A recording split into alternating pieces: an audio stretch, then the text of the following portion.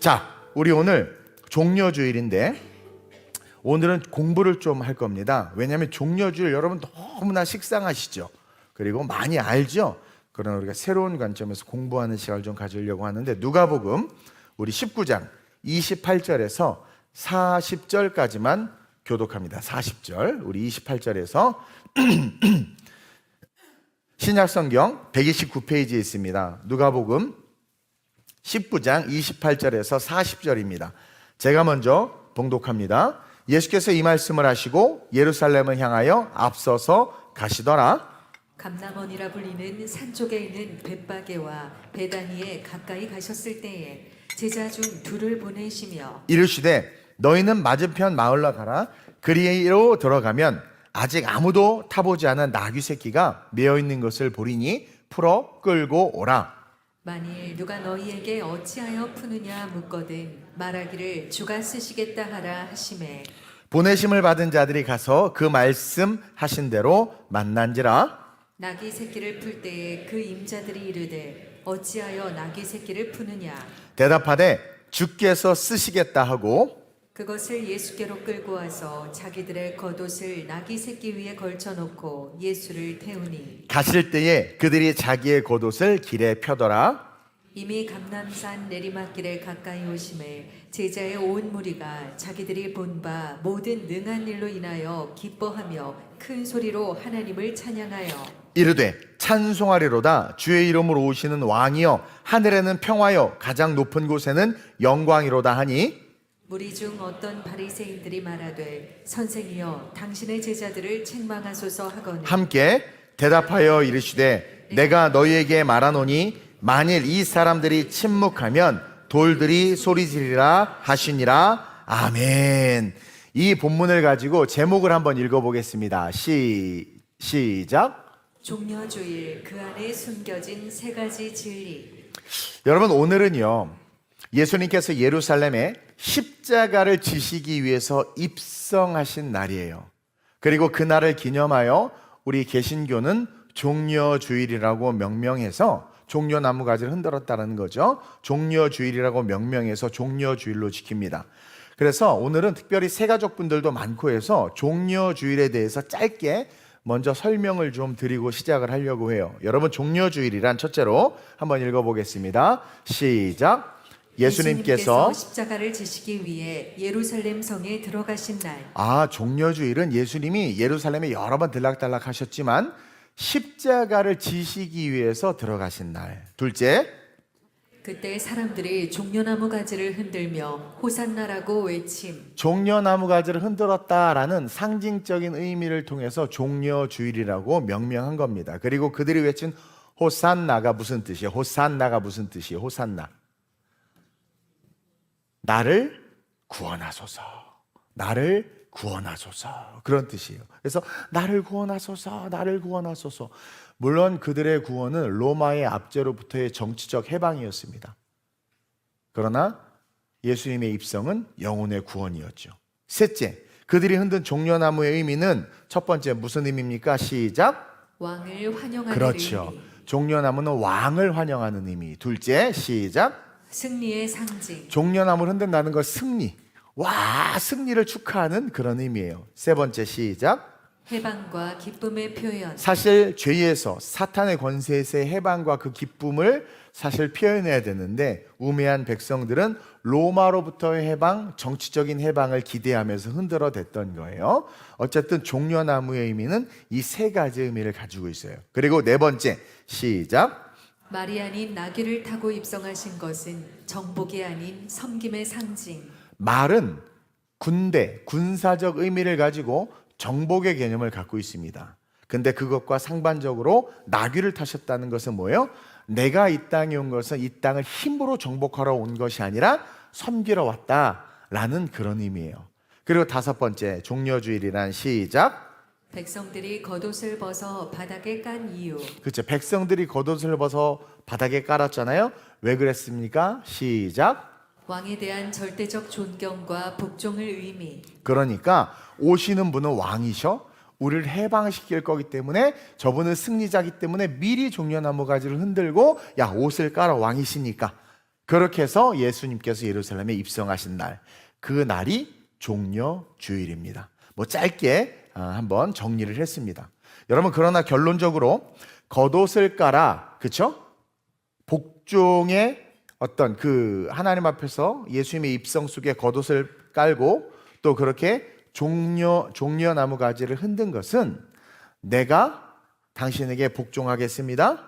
그리고 당신은 우리의 왕이십니다. 그렇게 선포한 거죠. 근데 예수님께서 십자가에 죽으셔야 한다라는 사실을 그들이 딱 깨닫는 순간, 다시 말하면 로마의 압제에서 자기네들을 구원해낼 줄 알았는데 그 왕이신 예수님이 십자가에 죽어야 된다고 하니까 그 당시에 수많은 군중들이, 우리 권사님도 기도하셨지만 어떻게 했습니까? 등을 돌리고 어떻게 했어요? 예수님을 십자가에 못 박으라고 배신했다라는 거죠. 즉 당시 유대인들은 정치적, 인간적인 목적에 의한 예수님이길 원했지 하나님이 기록하신 대로 순종하는 예수님을 원하지 않았어. 여러분들은 어떠세요? 기록된 말씀의 복음을 받길 원하세요? 여러분들이 원하시는 것이 성취되는 그런 예루살렘교회의 진위를 부르는 듯한 그런 하나님, 그런 예수님을 원하세요? 따라서 종려주일은요, 우리가 점검해야 돼요, 우리의 신앙을. 그래서 제가 몇 가지로 정리를 좀 했습니다. 제가 내용이 너무 길어서 심플하게 지금 하는 거예요. 그 당시에 많은 사람들은 기록된 대로 오시는 메시아를 원하지 않았고 내 뜻대로 내 생각대로 움직여주기를 원하는 예수님, 나만의 예수님을 원했단 말이에요. 인본주의적 신앙으로서의 예수를 바라봤어요. 그럼 우리는 어떻습니까? 신본주의적 신앙으로 예수를 바라봅니까? 이들과 별반 다를 바 없이 인본주의적 예수를 바라봅니까? 그래서 첫째로 우리는 뭘 점검해야 되느냐? 시작! 나는 예수님을 왕으로 인정하고 있는가? 여러분들, 그분이 왕이라면 묻지도 따지지도 말고 말씀대로 신앙생활을 해야 합니다. 그렇죠? 둘째로 시작! 순종인가? 예수님께 섬김을 요구하는가? 여러분들은 그 말씀에 순종합니까? 아니면 예수님이 나를 섬겨주세요! 라는 그런 신앙관을 가지고 있습니까? 그걸 점검해야 돼요. 말씀에 순종하느냐? 제가 그랬잖아요. 안수집사, 권사, 장로 정도 되면 특별 새벽 부흥회, 교회의 어떤 행사들은 다른 것이 아니라 내가 교회에 안수받은 자로서 직임과 직분이 있다면 지키는 게 당연한 겁니다. 어떤 이유도 거기엔 해당되지 않아요. 그러면 과연 그것에 순종하려고 최선을 다해서 스케줄을 바꾸고 노력하는가? 아니면 에휴 됐어 나 기도 때만 가면 되고 성가 특송 때만 가면 돼 라는 식으로 내가 원하는, 내가 주인이 돼서 그렇게 여러분들 살고 있는가? 또 세 번째로 시작! 나의 호산나 외침은 계속되고 있는가? 그렇죠? 나를 구원하소서라는 그 외침이 내 상황과 환경과 이 시대와 세대와 상관없이 계속해서 외쳐지고, 다시 말하면 주님 이 땅을 구원하소서, 복음이 세상을 향해서 외쳐지고 있는가? 아니면 시대와 상황의 눈치를 보면서 여러분 외치기를 주저하고 있는가? 우리는 이렇게 점검할 수 있어야 된다라는 거예요. 그러면서 저는 당시 예수님의 예루살렘 입성을 입체적으로 이렇게 바라보면서 여러분들과 함께 숨겨진 진리를 좀 발견하려고 해요. 왜냐하면 종려 주일 설교 텍스트는 뻔한 텍스트 속에서 수십 년을 들으셨잖아요. 물론 새 가족들도 있지만, 그래서 오늘은 모두 다 새롭게 배울 수 있는 의미에 대해서 한번 나눠보려고 합니다. 여러분, 첫째로 시작! 충돌하는 첫째로 부분을 읽으세요. 첫째로 시작! 종려주일은 두 왕국이 정면으로 충돌하는 교차점이었다는 사실입니다. 단순하게 종려주일은 예수님께서 예루살렘을 입성하셨다라는 그냥 일방적인 어떤 그런 날이 아니라 두 왕국이 정면으로 충돌하는 그런 교차점, 그 교차점이 바로 뭐였다? 종려주일이었다. 역사신학자들은요, 당시 종려주일에 두 거룩한 행렬이 예루살렘을 향하고 있었다고 증언하고 있어요. 하나의 행렬은 서쪽으로부터 예루살렘 성으로 들어오는 로마 총독 빌라도의 군사 행렬이 있었고, 다른 하나는 동쪽으로부터 예루살렘으로 들어오는 예수님의 행렬이 있었다라는 거예요. 유월절을 앞두고 그 두 행렬이 예루살렘 성으로 들어오고 있었다라고 이야기합니다. 이 첫 번째 행렬의 이름을 팍스 로마나 행렬이라고 불러요. 팍스 로마나. 이 팍스라는 말은 평화라는 말이고, 로마나라는 말은 로마의 그런 뜻이에요. 그래서 다시 말하면 로마의 평화의 행렬. 즉 그 의미가 뭡니까? 한번 읽어봅시다. 시작. 로마 제국의 군사적 힘과 권위를 상징하는 행렬. 그렇죠. 지금의 평화는 로마의 힘 때문이다. 그래가지고 팍스 로마나 행렬이 예루살렘으로 들어오는 거예요. 왜냐하면 당시 예루살렘은요, 유월절 수십만의 인파가 몰려듭니다. 디아스포라였던 유대인들이 다 몰려들고, 동시에 그 유대인들을 통해서 장사를 하려고 아프리카로부터 시작해서 수많은 사람들이 장사하려고 몰려들어요. 인사니네야, BTS 모임 아무것도 아니야. 이태원 할로윈 아무것도 아니야. 광화문 광장의 모임 아무것도 아니야. 어마어마한 인파가 예루살렘에 몰려듭니다. 그러다 보니까 치안을 담당해야 돼요. 왜냐하면 민족주의가 일어날 수 있고, 거기서 어떤 봉기나 사건들이 일어날 수 있기 때문에 유대인들에게 보여주는 거예요. 너네들이 지금 누리는 평화는 우리 때문이야. 그리고 그 멋진 로마의 힘이 있기 때문에 너희가 우리의 속국이긴 하지만 안전해. 그런 것들을 보여주는 그 행렬이 역사신학자들의 증언에 의하면 유월절을 앞두고 예루살렘 성을 향하여 진격하고 있었다라는 거죠. 이들의 문제는 보여지는 입장에서는 자, 우리가 너희를 이렇게 지키고 있어. 하지만 내면으로는 뭡니까? 두려움이 있었던 거예요. 어떤 일이 일어날지 모르니까. 그래서 의도적으로 이 팍스 로마의 행렬을 통해서 질서를 확립하고 치안을 다스리기 위해서 본디오 빌라도가 직접 예루살렘에 올라왔어요. 여러분, 성경에 오늘 본디오 빌라도 앞에서 우리 예수님께서 재판을 받잖아요. 사실 본디오 빌라도는 예루살렘에 살지 않아요. 거주하지 않았습니다. 그는 가이사라라는 지역에 있었어요. 이 지역은 예루살렘에서 100km 정도 떨어진 이스라엘 서쪽에 있었는데, 그곳은 당시 로마 행정과 군사의 중심지였습니다. 그래서 예루살렘이 저기 있었는데 가이사랴는 저기 갈멜산 밑에, 그렇죠? 바로 배를 타고 로마로, 이탈리아로 넘어갈 수 있고, 그리고 그 중심에서 이탈리아라는 이 속국을 다스리고 있었다라는 거죠. 그래서 본디오 빌라도는 가이사랴라는 지역에 머물고 있었습니다. 그러다가 수많은 인파가 몰려오는 유월절을 맞이해서 그 행렬을 이끌고 예루살렘으로 들어오는 거예요. 그러면서 동시에 또 다른 행렬이 들어오고 있는데, 그게 오늘 본문에 기록된 우리 예수님의 행렬이었습니다. 이 팍스 로마나 행렬은 번쩍이는 창과 칼, 군복과 화려한 깃발, 그리고 멋진 말과 군인들, 그들의 그런 화려한 행렬이었다면, 우리 예수님의 행렬은 오늘 읽었지만 그에 비하면 너무너무 초라해 보일 수밖에 없는 그런 행렬이었어요. 힘도 없는 어린 나귀를 타셨지. 따르는 제자들의 학력이나 실력, 형편없었지. 몰려든 군중들은 병자들, 아픈 자들, 그 중에서 회복된 자들, 치유된 자들, 그 가족들, 가난하고 서럽고 압제된 자들, 그들이 다 몰려들었던 거예요. 세상과는 너무나도 어울리지 않는 그런 행렬이었죠. 내가 이것을 만들면서 계속 인공지능한테 야, 들어가게 좀 해, 들어가게. 근데 자꾸 나오게 하는 거예요. 이거 30분 씨름하다가 결국은 안 돼가지고 그냥 들고 왔는데, 저 예루살렘이라는 도성으로 서쪽 문과 예루살렘 성에는요 많은 문들이 있습니다. 그 중에 서쪽 문으로, 예수님은 동쪽 문으로 그렇게 들어가고 있었던 거예요.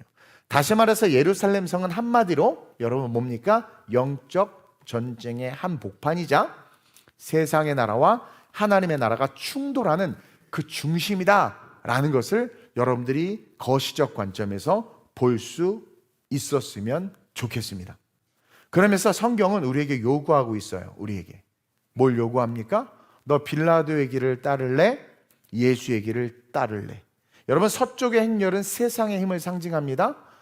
부와 명예와 내 욕망과 욕구를 위한 신앙의 삶, 하나님을 향해서 교회를 오고 예수 그리스도를 위한 삶을 산다고는 하지만 세상의 룰과 방법을 쫓아 살아가는 그 삶, 세상의 평화와 질서를 유지하고 안녕을 꾀한다고는 하지만 철저하게 힘과 권력과 권세와 물질로 그것들을 추구하는 삶, 한쪽으로는 뭡니까? 오직 말씀에 순종하여 예수 그리스도의 섬김, 서번트 리더십을 가지고 오실 주님을 위하여 말씀대로 동일한 세상이지만 나는 하나님 나라의 백성이요 하나님의 것이다 라는 분명한 신정 통치 아래서의 하나님의 자녀로서 나는 그 삶을 살아갈 것인가?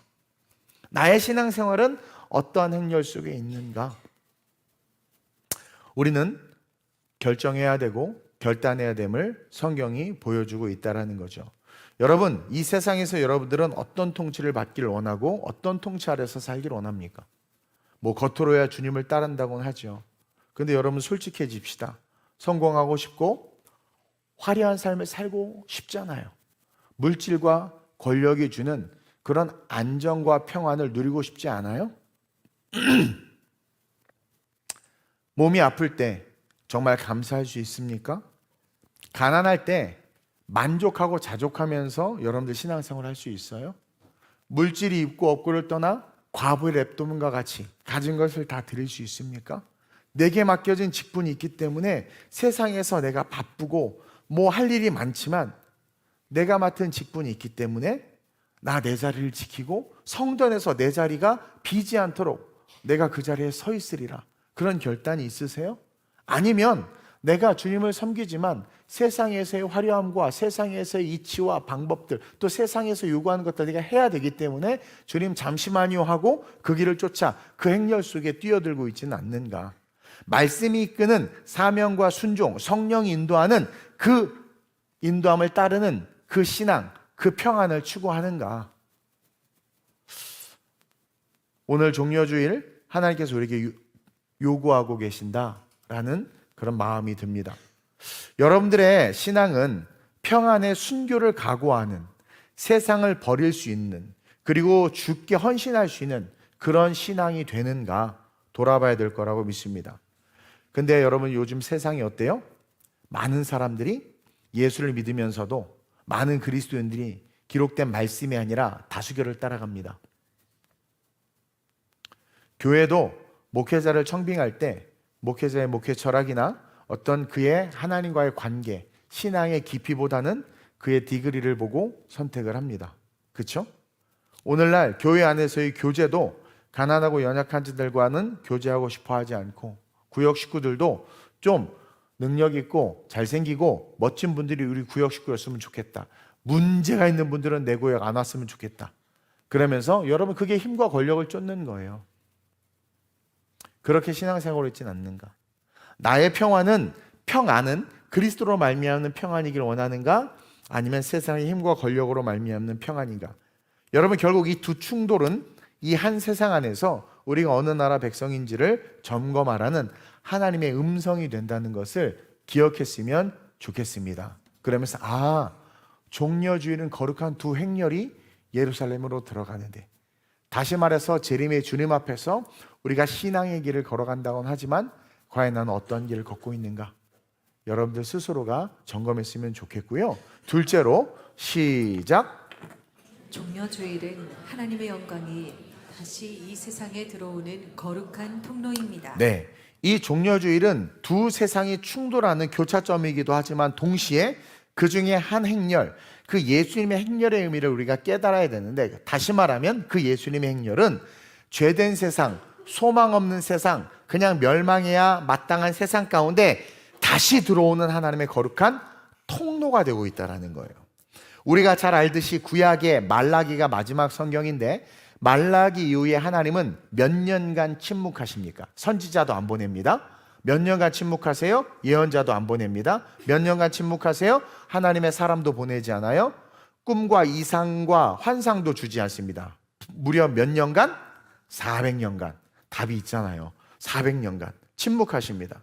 하나님을 떠나서 돌아오지 않는 백성들을 보고 질리신 것 같기도 하고, 스스로 자만하고 교만해서 하나님 없이 잘 살 것처럼 사는 그들, 자신의 생각과 뜻으로 십계명을 쪼개버리고 자신의 생각과 뜻으로 하나님을 재해석하고 자기의 뜻과 자기의 의지로 하나님을 막 판단하는 그런 백성들을 이제 하나님이 질리셨는지 진절머리가 났는지 역사 뒤로 하나님이 물러나세요. 400년간 그 어떤 이상도 꿈도 계시도 말씀도 선지자도 아무것도 없는 암흑기가 시작이 돼요.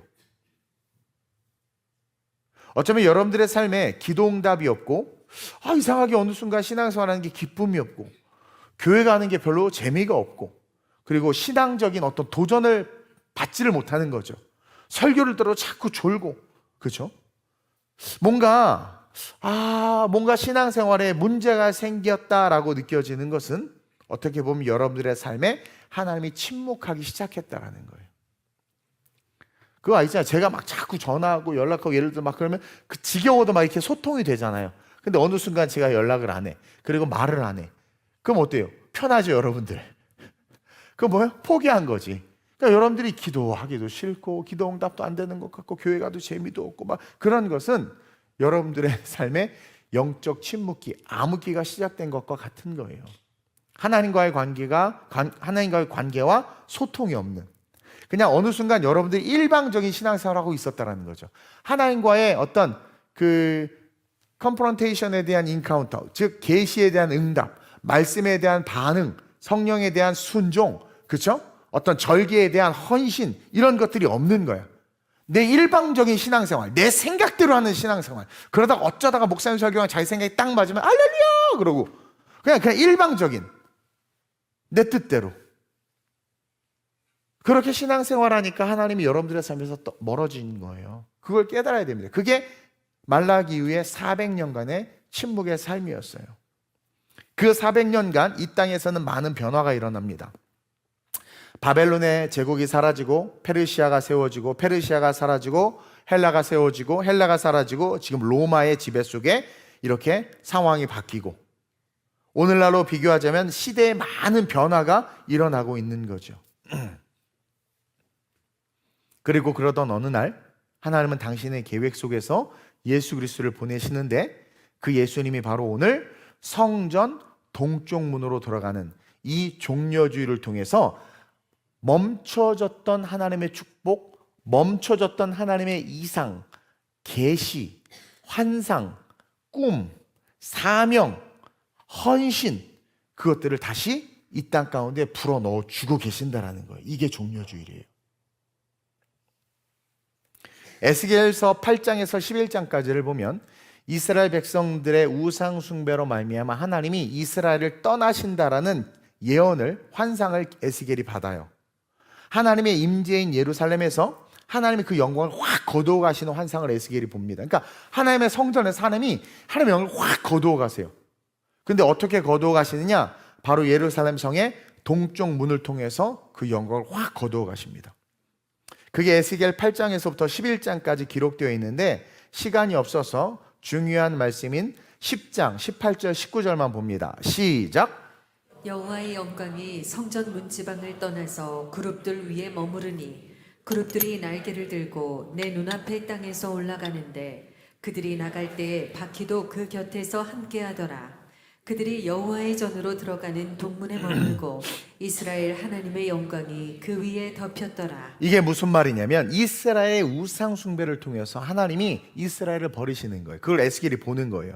근데 환상을 보는데 어떻게 보느냐? 하나님의 영광이 지성소 안에 있었단 말입니다. 성소와 지성소 안에 하나님의 임재가 있잖아요. 거기 그 법궤가 있고 근데 그 지성소로부터 성소로 법궤와 함께 그 영광이 지금 어떻게 되는 거예요? 성전에서 성전 문지방으로 그리고 성전 동문으로 이렇게 빠져나오고 있는 것을 보여주고 있는 거예요. 환상으로. 그리고 이어진 에스겔 11장 23절 24절에서 시작. 여호와의 영광이 성읍 가운데. 자, 이게 뭐냐면 아까 10장에서 여호와의 영광이 성전에서 그 문지방을 떠나서 그룹들까지 나온 거예요. 그리고 거기서 올라가 밖으로 나오는 거예요. 성전 동문까지 나온 거죠. 근데 에스겔서 11장에 보니까 그 동문에서 이제 성읍으로 영광이 빠져나온 겁니다. 동문에서. 다시 11장 23절 시작. 여호와의 영광이 성읍 가운데에서부터 올라가 성읍 동쪽 산에 머무르고 갈멜산에 머무르고 계속 주의 영이 나를 들어 하나님의 영의 환상 중에 데리고 갈대아에 있는 사로잡힌 자 중에 이르시더니 내가 본 환상이 나를 떠나 올라간지라. 하나님의 영광이 지성소로부터 나와서 성전 동문으로 나와서 결국 성읍으로 나와서 감람산에서 이르러서 환상이 끝나고 올라가 버린 거예요. 하나님의 영광이. 그리고 다시 에스겔은 43장에 또다시 환상을 보는데 이스라엘의 회복에 대한 환상, 예언의 환상을 봅니다. 이 에스겔 43장 1절에서 5절입니다. 시작. 그때 그가 나를 데리고 문에 이르니 곧 동쪽을 향한 다시 환상을 보는데 성령께서 에스겔을 이끌고 성전으로 가는데 동쪽 문을 보여주는 거예요. 계속. 이스라엘 하나님의 영광이 동쪽에서부터 오는데 하나님의 음성이 많은 물소리 같고 땅은 그 영광으로 말미암아 빛나니 너희가 소리 지르지 아니하면 돌들이 소리 지르리라. 수많은 사람들의 환호성, 많은 물소리요. 수많은 사람의 환호성과 함께 동쪽으로부터 하나님의 영광이 들어오는 환상, 예언을 보여주고 있는 거예요. 계속 시작. 그 모양이 내가 본 환상 곧 전에 성읍을 멸하러 올 때에 보던 환상 같고 그 발 강가에서 보던 환상과도 같기로 내가 곧 얼굴을 땅에 대고 엎드렸더니 여호와의 영광이 동문을 통하여 성전으로 들어가고 영이 나를 들어 데리고 안뜰에 들어가시기로 내가 보니 여호와의 영광이 성전에 가득하더라. 아멘. 예수 그리스도께서 이 땅에 오셔서 이제 성소와 지성소의 휘장을 찢으시고 하나님의 영광이 이 땅 가운데 충만하시겠다라는 환상을 에스겔이 본 거예요. 근데 어떻게 됩니까? 이 동쪽 문으로 떠난 영광이 동쪽 문으로 다시 들어오겠다고 했어요. 근데 예수님께서 어떻게 됐어요? 이 환상 이후에 400년 지났단 말이에요. 말라기 이후에 400년이 지난 바로 오늘 이 종려주일 이 환상이 이루어집니다. 예언이. 예수님이 예루살렘으로 입성하는 거죠. 이것이 종려주일 속에 숨겨진 두 번째 진리예요. 따라서 우리는 이 종려주일이 얼마나 귀하고 감사한지 깨달아야 돼. 하나님의 영광이 사라진 이 세상 속에 다시 하나님의 영광이 들어오는데 과거에는 단순하게 선지자를 통해서 예언자를 통해서 메시지만이 들어왔다면 이제는 단번에 하나님이 자신을 제물로 드림으로 우리의 원죄와 자범죄가 다 해결되고 진짜 이 땅의 소리가 하나님의 영광에 참여하고 그 영광 속에 살며 그 영광 가운데 거하는 하나님의 영광 그 자체가 성전 동문으로 들어와서 우리의 삶에 머물게 된 날이 바로 이 종려주일이다. 하나님의 영광이 우리의 삶에 머물 수 있도록 그 영광의 문이 되신 예수 그리스도를 우리의 삶에 보내주신 거예요. 따라서 우리는 그 예수 그리스도를 진정한 왕으로 섬겨야 돼요? 안 섬겨야 돼요? 그분의 말씀에 순종해야 돼요? 서쪽 문으로 들어오는 세상의 말, 세상의 권력, 세상의 힘에 순종해야 돼요. 어디에 순종해야 돼요? 예수 그리스도. 근데 어떻습니까? 한국교회 강단에서 세상의 말을 들으라, 정치인의 말을 들으라, 세상의 말이 맞다. 권력과 힘에 순응하고 시키는 대로 복종하라는 거 아닙니까? 아니요, 그럴 수 없죠. 잃어버린 영광, 떠난 영광을 다시 완전한 영광으로 우리의 삶에 보내주신 그 하나님의 은혜, 그 중심에 선 예수 그리스도를 위해서 우리는 목숨까지도 걸고 그분의 말씀을 쫓아야 되겠다는 결단을 하는 날이 이 종려주일이 돼야 된다라는 거예요.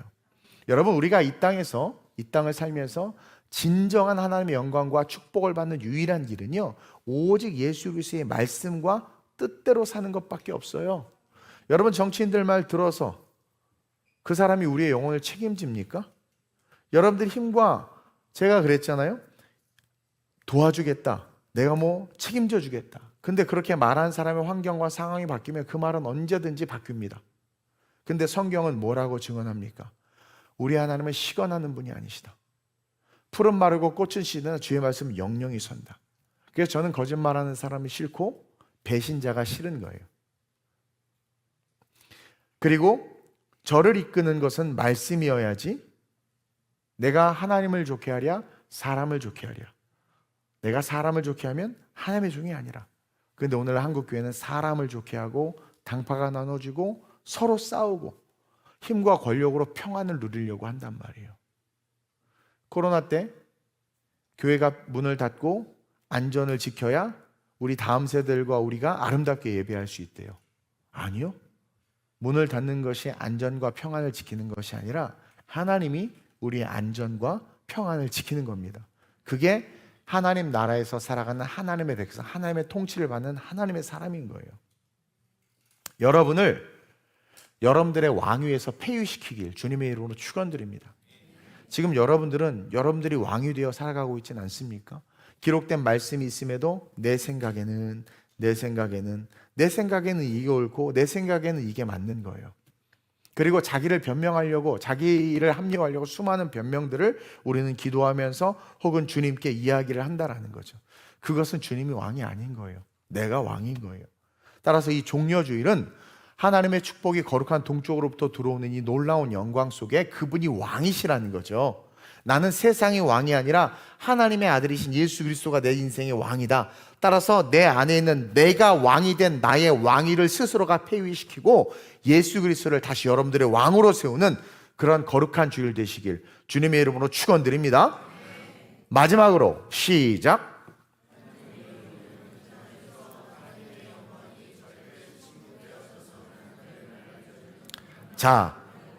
자, 무슨 말인지 못 알아듣겠어요. 자, 마지막으로부터 읽으세요. 제가 마지막으로 하면 마지막으로 시작. 종려주일은 이 땅에서 하나님의 영광이 절대 침묵되어져서는 안 됨을 알려주는 강력한 경고의 날입니다. 이 부분이 설교가 너무 길어서 제가 잘라서 3시 예배 때 할 거예요.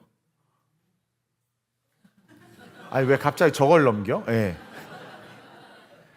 여러분 마지막으로 이 땅에서 우리가 이 종려주일 속에 있는 숨겨진 세 번째 진리이자 하나님의 강력한 메시지가 뭐냐면 이 땅에서 하나님의 영광이 절대 침묵되어져서는 안 된다는 것을 이 종려주일은 강력하게 우리에게 경고하고 있다는 거예요. 3시 예배 제목 이제 보여주세요. 저게 뭐냐면 미국에서 여러분들 제가 설교 영상 봤죠? 저렇게 설교 찍어요 혼자. 앞에 막 사람들 지나다녀도 혼자. 여러분 열심히 설교했던 거 기억날 거예요. 뒤에 맨하탄을 배경으로 뉴욕 갔을 때 3시 예배 때 내가 한다고. 침묵과 외침 그 사이에는 신앙이 오늘 3시 예배 설교 제목이에요. 어쨌든 여러분 이 종려주일은요. 이 종려주일 주님이 바리새인들에게 한 요청을 받아요. 이 종려주일 날 주님이 바리새인에게 요청을 받는데 오늘날 이 세대 속에서 한국 교회가 지금 정부로부터 요청받는 것과 동일한 요청입니다. 한번 읽어볼까요? 시작. 무리 중 어떤 바리새인들이 말하되 선생이여 당신의 제자들을 책망하소서 하거늘. 자, 많은 사람들이 예수님을 찬양합니다. 거리에 수많은 사람들이 쏟아져 나와서 복음을 증거하는 거예요. 도처에 노방 찬양을 하고 있고 그리고 전도를 하고 있고 수많은 사람들이 하나님의 영광을 드러냅니다. 그러자 당시에 기득권을 가지고 있던 바리새인들이 시기 질투가 난 거죠. 그러면서 말하기를 뭐라고 말합니까? 선생님, 제자들을 좀 책망하세요. 왜? 자기네들이 유대인의 지도자인데 누구도 자기네들을 그렇게 칭찬해 주지 않았어. 아니, 종려나 가지는커녕 꽃 한 송이 가지고 안 와. 그리고 피하지. 그리고 사방에서 그냥 예수님을 칭찬하는데 그 칭찬을 자기가 받고 싶은 거야. 질투 나잖아요. 나요 안 나요? 나는 사실 나보다 더 설교 잘하는 분이 단위에 있으면 은혜를 받아요. 못하는 분이 있으면 화가 납니다. 왜냐면 우리 성도들에게 좋은 걸 먹여야 되는데 막 인스턴트를 먹이는 것 같아서. 근데 많은 목사님들이 부교육자가 담임 목사보다 설교 잘하면 자른다면서요. 그 부교육자를. 여러분들 가끔가다 우리 전도사님들이 설교할 때 여러분들이 아멘 해주고 더 은혜 받아줘야 돼. 그래야 다음 세대 교육자 주의 종들을 키우는 거예요. 어쨌든 그래야 되는데 그러면 바리새인들이 예수님 도대체 뭘까? 그 영광의 비밀이 뭘까? 그래서 저분이 메시아구나 인식해야 되는데 시기 질투로 말미암아 기독교의 힘이 세지고 교인들의 어떤 그런 다양한 요구들이 세상은 그런 요구들을 좋아하지 않아요. 어쨌든 이 바리새인들이 선생님 당신의 제자를 좀 책망하라는 거야. 지금 시끄러우니까 조용히 시키라는 거야. 그러자 주님의 워딩이 평소와는 다릅니다. 상당히 강력한 어조예요. 이것을 보면 평소와 다른 워딩으로 아주 강력하게 바리새인들에게 이야기합니다. 한번 읽어볼까요? 40절 시작. 대답하여 이르시되 내가 너희에게 말하노니 만일 이 사람들이 침묵하면 돌들이 소리 지르리라 하시니라. 보세요. 동문으로 떠났던 하나님의 영광이 다시 이 세상으로 들어왔어. 하나님의 영광이 예수 그리스도와 함께. 그리고 그 영광은 전과는 달라. 말라기 이전과는 달라. 전인류의 구원이라는 정말 위대한, 그러나 값없이 주신 정말 위대한 선물, 그 영광이 지금 이 땅 가운데 이 죄된 세상으로 들어오고 있는 거예요. 그리고 그 선물을 주신 하나님을 이들이 아직 정확하게 인식하지는 못하지만 찬양하고 있어. 여러분 찬양할 때 다 따라 찬양 부르지. 근데 신앙은 천차만별이잖아. 그렇죠? 천차만별로 노래하면서 찬양을 해. 똑같아. 이들도 그냥 어떤 사람은 진짜 메시아로서 찬양하는 사람이 있었어요. 제자들과 병고침을 받은 자들은. 그러나 일부는 뭐예요? 그냥 정치적 해방만을 바라고 자기의 소원이 성취될 걸 바라고 그렇게 찬양했을 거라는 거야. 우리랑 별반 다를 바 없이 똑같아요. 그렇죠? 어쨌든 그렇게 찬양하는데 그걸 싸잡아서 주님이 지금 어떻게 변호하고 있는 거야. 결론적으로 일단은 신앙이 있고 없고를 떠나서 따라합시다. 찬양하자. 찬양은 하고 보는 거다. 트로트 불러봐야 아무 복도 안 되고, 가요 불러봐야 영혼만 우울해져요. 찬양은 하고 보는 겁니다. 아멘? 예. 아니 오늘 힘있게 설교를 해야 되는데 컨디션이 별로 안 좋아서요. 제가 지금 요즘에 며칠 그래서 힘이 없는데 여러분들 좀 힘내주세요. 찬양합시다. 아멘? 예. 그래서 그 하나님을 찬양하는 찬양에 대해서 바리새인들이 재갈을 물리려고 하자 너무너무 강력한 어조로 이 사람들이 침묵하면, 근데 이 사람들의 그 외침은 아름다운 외침은 아니야. 사실 예수 믿기에. 그러나 그 외침 자체가 있길 원하신다라는 것을 꼭 기억하셔야 됩니다. 어쨌든 교회는 세상에서 소리를 내야 돼요. 우리의 찬양은 거리에 울려 퍼져야 되고, 그래서 1인당 20개씩 준비하라고 그랬어. 그랬더니 우리 전수님 너무 많은데요. 구역에서 전체에서 20개 준비하는 거 아니에요? 화가 또 팍! 파이어! 야, 5명이 20개 준비하면 1인당 몇 개씩 나눠가지고 몇 명 전도하는 거야? 전도하러 갔다. 전도 끝났다. 2개씩 받아. 예수 믿으세요? 밥 먹으러 가자. 이게 전도예요? 아니, 한 사람당 20세트 준비하는 게 그렇게 죽을 일이야? 아니잖아요. 부활주의를 생각하면 준비하세요. 그래서 구역당 200개, 500개씩 가지고, 아니 혼자 들면 간단해. 20개밖에 없어. 전도지랑 같이 꼭 20명 만나세요. 예수 믿으셔야 됩니다. 더 글로벌 처치라고 들어보셔서 우린 글로벌한 교회예요. 그래서 전도하세요. 얼마나 좋아. 하나님께서 분위기 만들어 주셨잖아. 부활해 주셨잖아. 부활주니까 받는 사람들 의뢰. 부활주니까 거부를 드래. 그리고 그들도 기대하고 있어. 계란 먹고 싶어서. 은근히 이미 전 세계에 수십 년간 그렇게 해와가지고 그들은 학습돼 있어. 그러니까 거기에 여러분들이 살아있는 라이브 신앙을 전할 때 성령께서 역사하실 걸 믿으시길 바랍니다. 어쨌든 이 사람들이 침묵하면 돌들이 소리 지르리라. 이 워딩 속에서 숨겨진 3가지 진리를 발견합니다. 첫째, 하나님의 주님의 진노의 메시지를 발견하죠. 읽어볼까요? 시작. 하나님의 영광을 가리는 세상을 향한 주님의 진노. 그래서 정권이든 정부든 누구든 교회를 향하여, 하나님의 나라를 향하여, 복음을 향하여 지적질하거나 세상의 권력과 권세를 가지고 교회의 재갈을 물으려고 하거나 교회를 폐쇄하거나 행정 절차 따위로 교회의 문을 닫게 하려는 그런 악한 세상을 향해서 침묵하면 돼요? 안 돼요? 안 됩니다. 안 됩니다.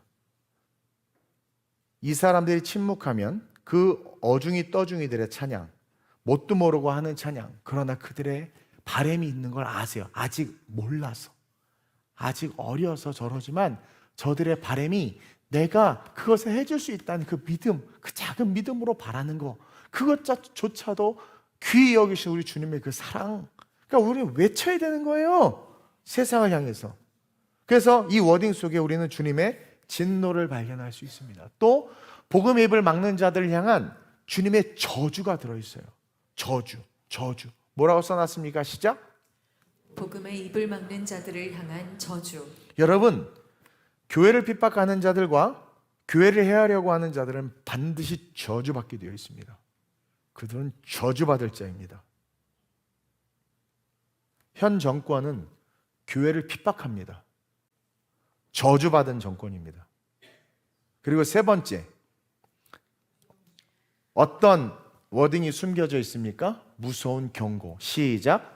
우리에게는 우리가 세상을 향해 복음을 온전히 외치지 못할 때 우리의 삶에 하나님의 영광이 사라지게 된다는 무서운 경고. 왜냐하면 무생물인 돌이 복음을 외치게 하고 무생물인 돌이 인간을 대신하게 하겠다라고 하는 이 말은요, 한마디로 말하면 너에게서 내 영광을 뺏어버리겠다는 거예요.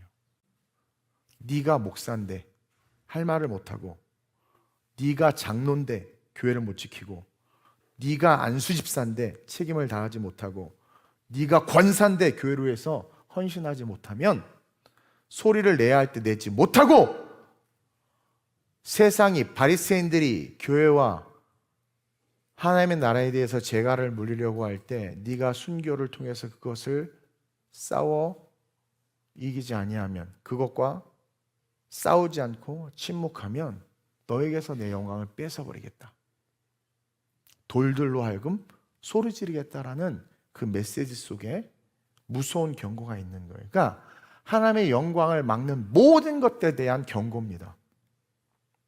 그만큼 복음을 외치는 일이 중요하고, 그 일을 하지 않을 시 인간으로서, 신앙인으로서 가치가 없다. 그것을 아주 강력하게 말하는 거예요. 너의 존재의 가치가 뭐냐? 내가 너희를 지으면 나를 찬송하게 하려 합니다. 너는 나의 형상과 모양을 따라 지음받았는데 왜 네 말에는 내 형상과 모양이 없고 네 행동에는 내 형상과 모양이 없고, 네가 예수 믿고 구원받았다고 하면서 네 삶에는 내 형상과 모양이 없냐? 내가 너로부터 영광을 취하겠다. 가룟 유다가 그래서 그 영광을 빼앗겼고, 사울 왕이 그 영광을 빼앗겼고, 이스라엘이 그 영광을 빼앗겨서 바벨론과 아수르에게 짓밟힌 겁니다. 따라서 이 악한 세상에서 우리는 성경적 세계관을 가지고 세상이 우리의 입에 재갈을 물리려고 할 때 당당하게 외쳐야 해요. 얼마 전에 영국에서 대법원에서 동성애자가 그 재판을 걸었는데, 대법원에서 마지막 판결이 영국에서 어떻게 났냐면, 성별은 남자와 여자밖에 없다라는 판결을 내렸어요. 그래서 어떤 일이 일어났는 줄 아세요? 데모가 일어났어요. 데모가 대법원을 향해서 돌을 던지고. 그 대법원장 멋있어요. 타협하지 않았어요. 우리나라 대법원장들은 다 정신이 없잖아요.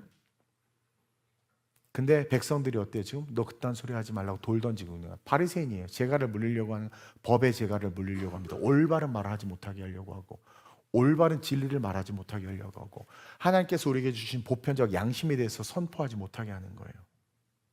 자유를 억압하는 거죠. 무슨 말이든 할 수 있는 세상인데 말하면 징역을 보내겠다라는 것은 우리의 입에 재갈을 물리려고 하는 거 아닙니까? 이 악한 세상에서 우리는 성경적 세계관을 가지고 세상이 우리의 입에 재갈을 물리려고 할 때 당당하게 외쳐야 하고, 외치지 않는 순간 우리의 가치는, 따라합시다, 돌과 같이 된다. 정말 그렇게 돼요. 근데 그러면서 이어지는 41절 말씀을 통해서 알 수 있어요. 시작. 가까이 오사 성을 보시고 우시며. 이 말씀을 하시고 나서 예수님이 예루살렘 성을 보시고 우셨습니다. 왜 우셨는가? 외침을 거부한 잠시 후에 군중들의 모습을 아셨기 때문에 그들의 외침이 멈춰졌어요. 자기의 욕구와 욕망을 위한 예수가 아니라는 것을 아는 순간 그들의 외침이 멈춰졌습니다. 동시에 70년 후에 이 예루살렘 성전이 무너질 것을 아셨어요. 그리고 더 나아가 미래의 세대, 지금 우리의 세대죠.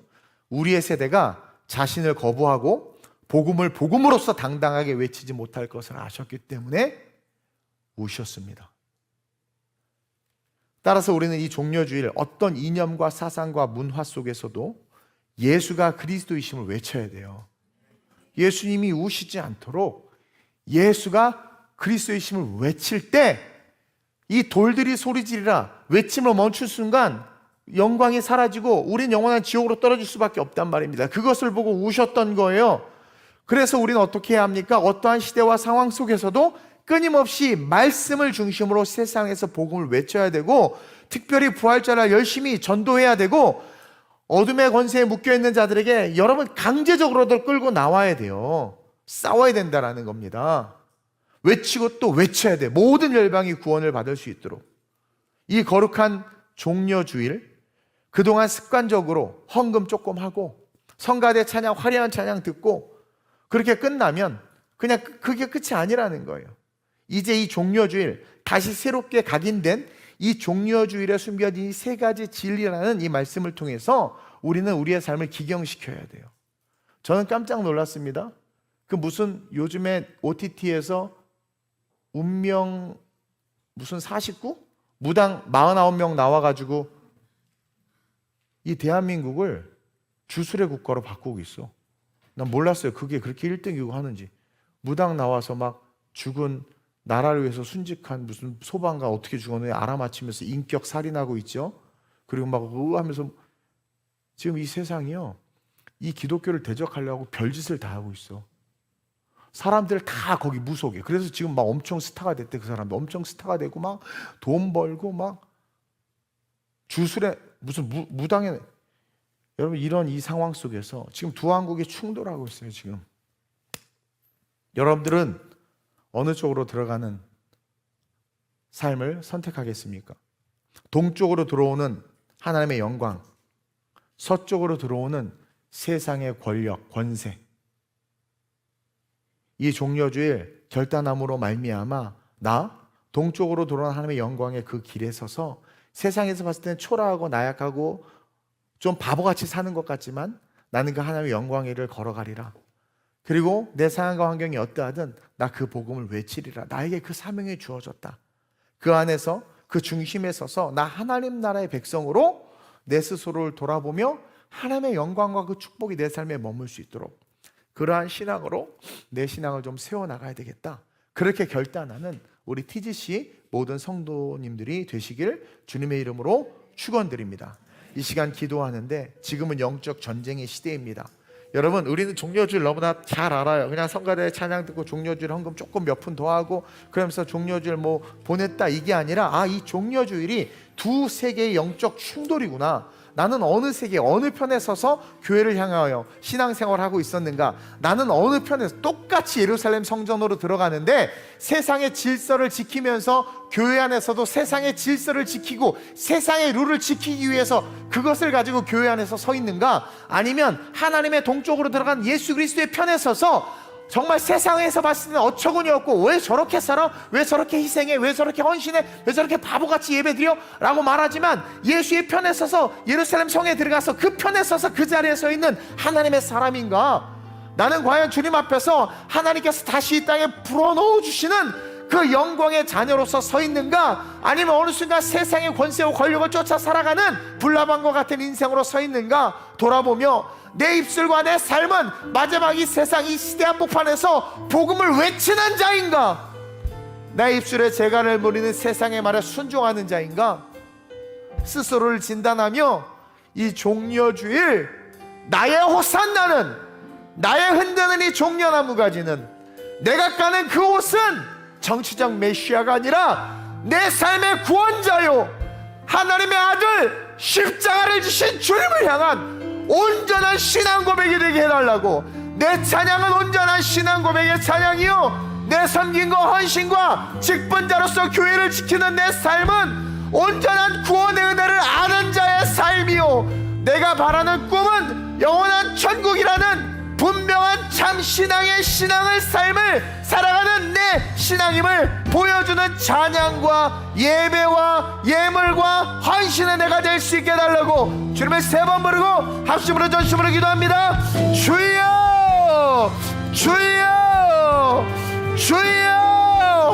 하나님, 끊임없이 두세 개가 충돌하고 있습니다. 수많은 성도들이 주일날 교회에 들어오는데 어떤 사람은 서쪽 문으로 들어옵니다. 어떤 사람은 동쪽 문으로 들어옵니다. 나는 주일날 예배드리러 교회에 올 때 어느 문으로 들어옵니까? 세상의 가치를 가지고 교회에 들어옵니까? 하나님의 영광을 위하여 교회에 들어옵니까? 세상의 말을 교회 안에 전하는 자로 들어옵니까? 세상의 질서를 교회 안에서 지키기 위해 들어옵니까? 하나님의 영광과 하나님의 질서와 하나님의 나라를 위하여 교회 안에 들어옵니까? 나는 이 교회 한복판에서 진정한 호산나를 외치고 있습니까? 아니면 내가 원하는 육적인 호산나를 외치고 있습니까? 이 종려주일 이 신앙 한복판에서 예루살렘성 한복판에서 나는 누구입니까? 우리는 누구입니까? 우리의 정체성은 어디에 있습니까? 세상이 내 입에 재갈을 물리려고 할 때 내가 분명한 성경적 세계관과 복음을 알고 있음에도 세상에 순응하며 순종합니까? 아니면 순교의 마음으로 세상을 향하여 외칩니까? 감사하게 하나님, 오늘날 차별금지법, 하나님 민생법 수정안, 기타 여러가지 악법들 앞에 외치는 자들이 있게 하시니 감사합니다. 우리는 외치는 자가 되어야 합니다.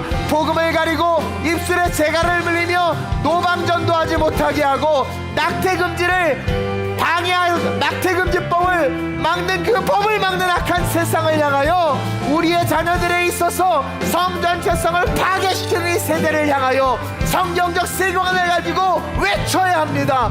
말해야 합니다. 너희가 소리 지르지 아니하면, 이들이 소리 지르지 아니하면 돌들이 소리 지르라 하심과 같이 우리의 외침은 멈춰질 수 없습니다.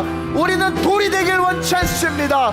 하나님께서 400년 침묵 가운데 하나님께서 다시 들여보내신 그 영광 속에 거하길 원하오니 오실 주님 앞에서 우리의 전도, 우리의 선교, 우리의 복음을 위한 샤우팅과 이 세대의 악법과 악한 것들을 향하여 진리의 검을 가지고 외치는 그 외침 멈추지 말게 하소서. 오실 주님 앞에 부끄럽지 않게 하소서.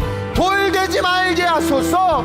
주여, 우리의 왕은 하나님이십니다. 나는 하나님의 백성입니다. 내 법은 하나님의 말씀입니다. 나는 세상의 법을 따르는 자가 아니라 하나님의 법을 따르는 하나님의 자녀입니다. 이 종려주일 우리 TGC 성도들 모두 다 동문으로 들어와 하나님의 자녀의 권세를 누리며 세상의 복음을 외치는 진정한 사도들 되게 하여 주옵소서. 혼탁하고 어두운 이 시대에 선명하고 분명한 말씀의 진리를 가지고 승리하는 성도들, 진정한 종려나무 호산나를 외치는 성도들, 그런 성도들, 우리 TGC 성도들 되게 해 주시옵소서.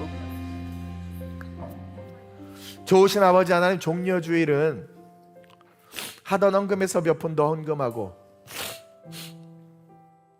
성가대가 종려주일이라고 준비한 특별한 찬양을 앉아서 편안하게 듣고 잘했다 칭찬하고,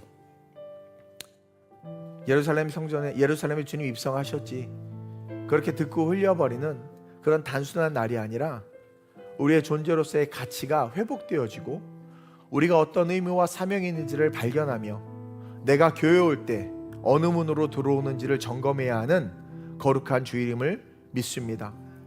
이 교회에 들어올 때 나는 동문으로 들어옵니까? 서문으로 들어옵니까? 이 교회 안에서 세상의 것들을 퍼뜨리고 말하며 이 교회 안에서의 세상적 질서를 유지하기 위한 신앙생활을 합니까? 아니면 하나님의 법을 알고 배우고 익히며 하나님의 법 아래, 그 말씀 아래 순종하며 하나님의 영광을 위하여 동문으로 들어옵니까? 나는 누구입니까? 세상을 향해 외치는 자입니까? 세상의 눈치를 보며 침묵하는 자입니까? 오늘날 이 혼탁한 이 시대 속에 우리가 외치지 아니하면 무당이 판을 치고 스타가 된 이 시대 속에서 많은 사람들이 기독교를 멸시하는 이 상황 속에서 결국 구원받는 자들이 점점 사라지고 한국교회는 돌들이 되며, 주님 오셨을 때 오늘 본문에서 주님이 예루살렘을 보고 우셨던 것처럼 동문으로 도는 그 구원의 은혜를 값없이 땅에 버릴 수밖에 없는 연약한 자들이 될 수밖에 없습니다. 이 악한 시대에 어찌 보면 우리가 더욱더 하나님 앞에 더 큰 영광을 해서 살 수 있는 축복의 기회가 주어진 것을 믿사오니 오실 주님을 바라보며 흔들림 없이 이 종려주일 속에 있는 세 가지 진리를 기억하여 성전에 올 때마다 동문으로 들어오게 하시고 하나님의 영광이 흘러 들어오는 삶 속에 서서 그 영광에 젖는 인생 되게 하시고 끊임없이 외치는 자, 진리를 외치는 자, SNS나 친구들이나 어디에서든 복음을 외치는 자, 복음을 전하는 자 우리 되게 하여 주옵소서. 감사함을 드리며 살아계신 예수님의 이름으로 감사하며 축복하며 기도드립니다. 아멘.